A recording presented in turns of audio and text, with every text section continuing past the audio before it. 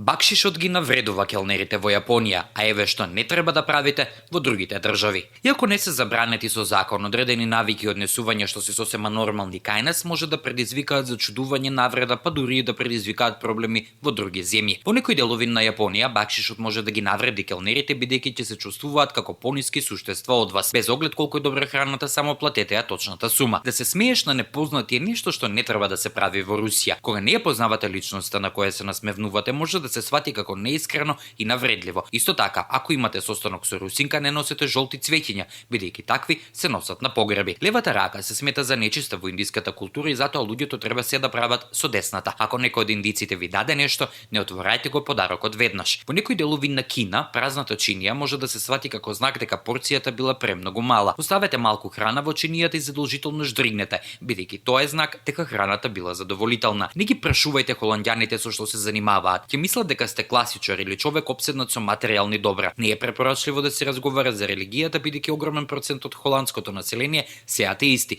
Тие нема да бидат навредени од приказната за Бога, туку едноставно ќе бидат незаинтересирани. Пожелно е добар ден да бидат првите зборови во разговор со секој во Франција. Во спротивно, луѓето може да имаат впечаток дека не ги почитувате доволно. Покрај тоа не дувајте го носот во јавноста, бидејќи тоа се смета за одвратна навика.